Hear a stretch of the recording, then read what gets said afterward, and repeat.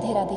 तो बंधुओं, आज हम इस वीडियो में जानेंगे कि 2024 में कार्तिक मास कब से शुरू हो रहा है, कार्तिक मास के धार्मिक महत्व के बारे में, स्नान दान व्रत विधि, दीप दान करने के संपूर्ण नियम, कार्तिक के महीने में क्या करें और क्या ना करें, और भी कार्तिक महीने के महत्व के बारे में जानेंगे इस वीडियो में। वीडियो शुरू करने से पहले अगर आप इस चैनल पर नए हैं और आपने अभी तक इसे सब्सक्राइब नहीं किया है तो आज ही चैनल को सब्सक्राइब करके बेल आइकन को प्रेस कर दीजिए ताकि हमारी वीडियोस की नोटिफिकेशन आपको मिलती रहे। शरद पूर्णिमा तिथि के समापन के बाद कार्तिक मास की शुरुआत होती है।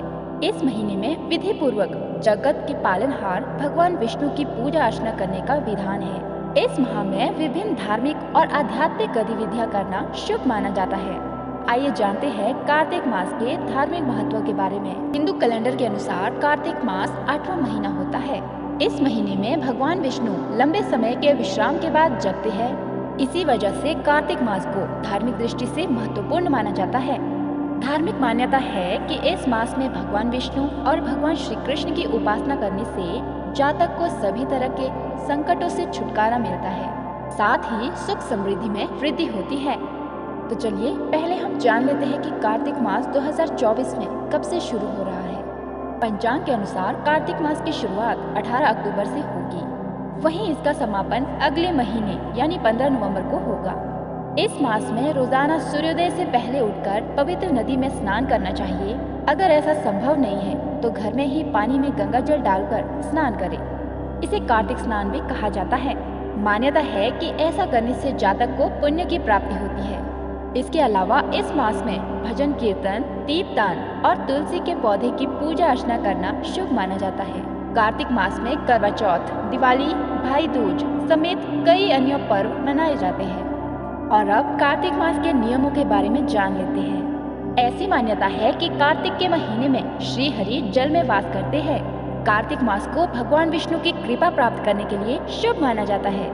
इस मास में रोजाना श्री हरि और माता लक्ष्मी की पूजा अर्चना करनी चाहिए। तुलसी के पौधे की उपासना जरूर करें और सुबह और शाम को देसी घी का दीपक जलाएं। इसके अलावा श्रद्धा अनुसार गरीब लोगों में गर्म कपड़े, अन्न और धन का दान करना फलदायी साबित होता है। प्रतिदिन विधि पूर्वक गीता का पाठ करें और मंदिर, नदी, तीर्थ स्थान में दीपक जलाएं। इस माह के लिए धर्म शास्त्रों में खान पान को लेकर कुछ नियम बताए गए हैं। इन नियमों का पालन करने से हमारे शरीर को स्वस्थ रखने में मदद मिलती है। मांस मछली खाना धार्मिक दृष्टि से वर्जित माना गया है। इन्हें तामसिक भोजन कहते हैं।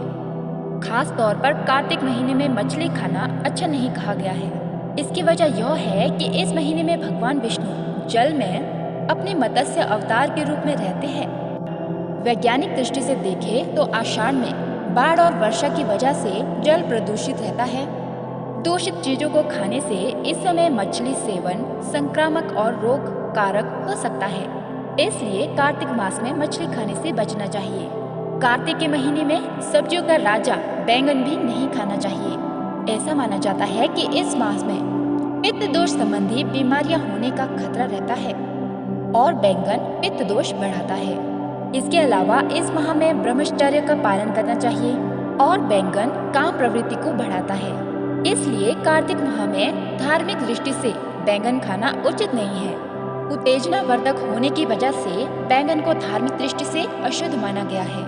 कार्तिक में करेले का सेवन भी वर्जित माना गया है। करेला वात कारक यानी वायु बढ़ाने वाली सब्जी मानी जाती है। साथ ही कभी कभी इसमें कीड़े भी लग जाते हैं। इसलिए ऐसा माना गया है कि कार्तिक माह में करेला खाना हानिकारक हो सकता है। कार्तिक का महीना साधना का महीना है। साधना के दौरान अधिक तीखे, चटपटे, तिक्त और रूखी चीजों को खाने की धार्मिक दृष्टि से मनाही है। तिक्त होने की वजह से भी करेले का सेवन करना वर्जित कहा गया है। कार्तिक माह में दही खाने से भी बचना चाहिए। ऐसा माना जाता है कि इस माह में स्वास्थ्य की दृष्टि से दही खाना सही नहीं है। दही की जगह दूध का सेवन करना चाहिए। धार्मिक दृष्टिकोण से कार्तिक में दही खाना संतान के लिए शुभ नहीं माना जाता है। जीरा स्वास्थ्य के लिए लाभदायक होता है, लेकिन कार्तिक के महीने में जीरा खाना नुकसानदायक हो सकता है। इसलिए जीरे का सेवन कार्तिक के माह में नुकसानदायक माना गया है। तो बंधुओं, पिछले 5 चीजों के सेवन के परहेज के अलावा कार्तिक के माह में मूली का सेवन करना लाभदायक माना गया है। स्वास्थ्य की दृष्टि से इस माह में मूली खाना फायदेमंद है, क्योंकि इस मास में कफ दोष और पित्त दोष संबंधी बीमारियां होने की समस्याएं उत्पन्न हो सकती है। इसलिए इस माह में मूली खाना लाभकारी है। तो बंधुओं, अब जान लेते हैं कार्तिक मास व्रत पूजन नियम। इस महीने में की गई प्रार्थना और पूजन सीधे भगवान विष्णु तक पहुंचती है। इस महीने की सबसे अच्छी बात यह है कि इस माह में भगवान विष्णु धरती पर जल में निवास करते हैं। इसलिए प्राचीन काल से ही परंपरा रही है कि लोग सूर्योदय से पूर्व ही नदी या तालाब में जाकर स्नान करते हैं और वहीं पर तिल के तेल या घी से दीपक जलाकर भगवान विष्णु की पूजा करके दीप को दोने में रखकर जल में प्रवाहित कर देते हैं। यह सुंदर नज़ारा आज भी गांव में देखने को मिल जाता है। अगर आपके घर के आसपास कोई नदी या तालाब नहीं है तो आप घर पर ही सूर्योदय से पूर्व स्नान करके भगवान विष्णु की पूजा करें और दीप जलाएं। इससे भी पुण्य के भागी बनेंगे। कार्तिक का महीना महापुण्यदायी महीना कहा गया है। इस महीने में जो व्यक्ति नियमित सूर्योदय पूर्व स्नान करता है वह दूध से स्नान करने का फल पाता है और शरीर निरोग रहता है। पुष्कर पुराण में बताया गया है कि जो व्यक्ति कार्तिक मास में सुबह शाम भगवान विष्णु के समक्ष तिल के तेल से दीप जलाकर भगवान विष्णु का पूजन करता है वह अतुल धन लक्ष्मी को पाता है। ऐसे लोग अपने पुण्य कर्म से स्वर्ग में स्थान पाते हैं और अगले जन्म में धनवानों के घर में पैदा होते हैं। कार्तिक मास के महात्म्य का वर्णन करते हुए पद्म पुराण में बताया गया है कि देवी रुक्मिणी पूर्व जन्म में विधवा ब्राह्मणी थी। गंगा तट पर रहते हुए वह कार्तिक मास का व्रत नियम पूर्वक किया करती थी। एक बार इसी व्रत के दौरान इन्होंने ठंड से शरीर त्याग दिया। मृत्यु के बाद इन्हें उत्तम लोक में स्थान प्राप्त हुआ और जब भगवान विष्णु ने कृष्ण रूप में अवतार लिया तब इन्हें भगवान श्री कृष्ण की पत्नी बनने का सौभाग्य प्राप्त हुआ। इस महीने में भजन पूजन और दान पुण्य के साथ साथ दीप दान का खास महत्व माना गया है। माना जाता है कि इस महीने में भगवान लक्ष्मी नारायण की विशेष कृपा भक्तों को प्राप्त होती है। माना जाता है कि माँ लक्ष्मी के बिना इस संसार की कल्पना भी नहीं कर सकते। इसलिए कार्तिक मास में माँ लक्ष्मी को प्रसन्न करने के लिए दीपदान के खास उपाय बताए गए हैं। कार्तिक मास में दीपदान करना बहुत ही शुभ फलदायी माना जाता है।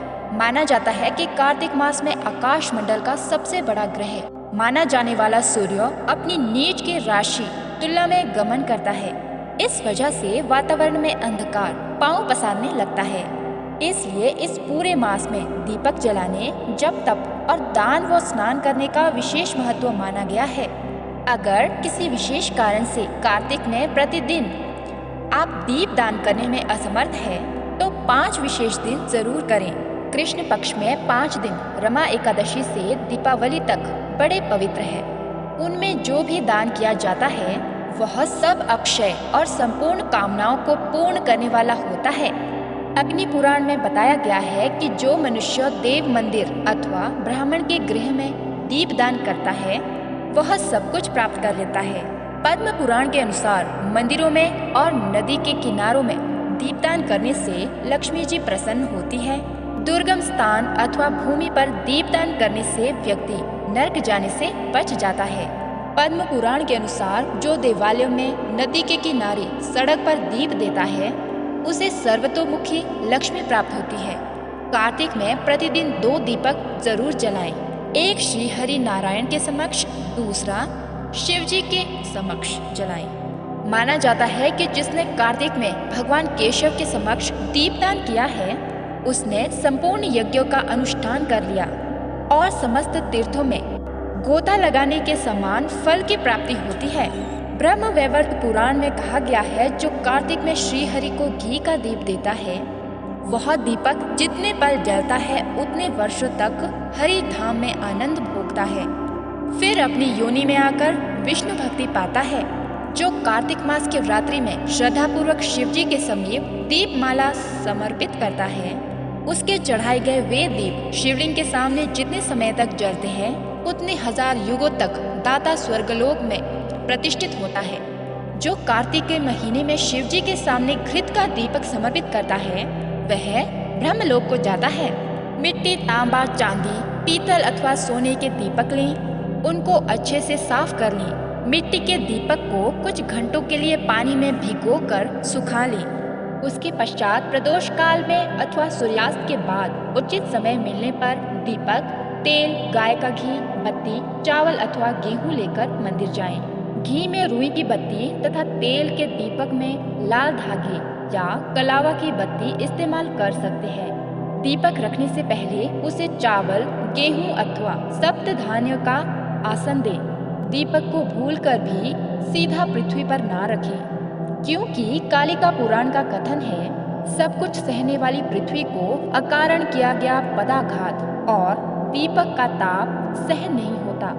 इसके बाद एक तेल का दीपक शिवलिंग के समक्ष रखें तथा दूसरा दीपक, गाय के घी का दीपक, श्री हरि नारायण के समक्ष रखें। उसके बाद दीपक मंत्र पढ़ते हुए दोनों दीप प्रज्वलित करें। दीपक को प्रणाम करें। इस प्रकार से इस कार्तिक मास में जो मैंने एक एक करके सभी उपाय कार्य बताए हैं, आप भी जरूर कीजिए। वीडियो में दी गई जानकारी अगर अच्छी लगे तो सबसे पहले तो लाइक कर दीजिएगा। चैनल पर पहली बार आए हैं, इस तरह की जानकारियाँ अच्छी लगती है तो चैनल को सब्सक्राइब करके वीडियो को ज़्यादा से ज़्यादा लोगों तक शेयर कीजिए। वीडियो को अंत तक देखने के लिए बहुत बहुत शुक्रिया। मिलेंगे अगली वीडियो के साथ, तब तक के लिए राधे राधे।